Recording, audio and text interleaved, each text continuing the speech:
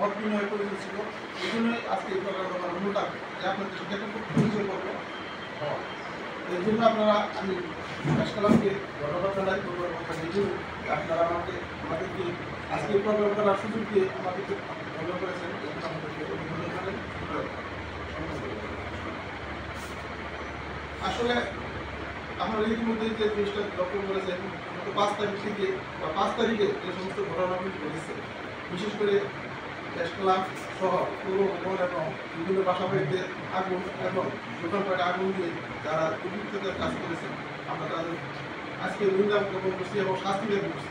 প্রশাসন যাতে তাদেরকে চিহ্নিত করে তাদের শাস্তির ব্যবস্থা করে এবং নিরপরাধ যাতে কোনো অবস্থায় তাদেরকে শাস্তি না দেওয়া না হয় যে আমরা সতর্ক করছি। আজকে সাংবাদিকরা আলোচনা শুনলেন জাতির দিলে জাতির গল্প। আসলে আপনাদের কাছে আমরা আসতে পারি না, এই জন্য আমরা দুঃখিত। আসলে আসার মতো পরিবেশও ছিল না, পরিবেশ এখন হয়ে গেছে। আমরা বারবার আপনাদের চাইবো, আপনারা আপনাদের কাছে যাবেন, যদি আমরা এইভাবে যাতে আমরা সমাজে চলতে পারি এই আমরা আশাবাদ করছি। আমরা ইসলামী আন্দোলন করি, আমাদের মূল টার্গেট হলো দেশে আল্লাহর আইন এবং সৎপথে শাসন কায়েম করি। কারণ সৎপথে শাসন কায়েম করলে কেউ নির্যাতিত হবে না, নিপীড়িত হবে। এই জন্য সৎলোকের শাসন ছাড়া এই জাতি কখনো মুক্তি পাওয়া সম্ভব হবে না। এই জন্য দরকার আল্লাহর আইন এবং সৎলোকের শাসন। বাংলাদেশ জামাত ইসলামী এই কাজটাই করছে।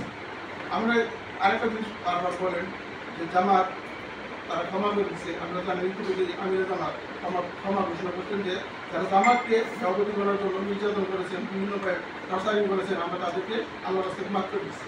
যদি কোনো ব্যক্তি সুনির্দিষ্ট বিরুদ্ধে মামলা করে তাহলে আমরা তাদেরকে সভাপতি দেবো। এছাড়া কারোর প্রতি আমাদের কোনো ক্ষতি নেই। আপনি এই জিনিসটা জানেন যে জামাতের পক্ষে সবসময় সবাই দৃষ্টি থাকবে এবং আমরা যারা এখানে আছে আমাদের বুঝবেন না। যদি আমাদের কোনো কথায় যদি কেউ মনে মধ্যে আঘাত পেয়ে যায়, আমরা মাফ চাইছি, সবাই ক্ষমা করে দেবেন যাতে আসলে আমাদের মনে মধ্যে দুঃখ না। সর্বাঙ্গ আসলে এখন লাঞ্চের সময়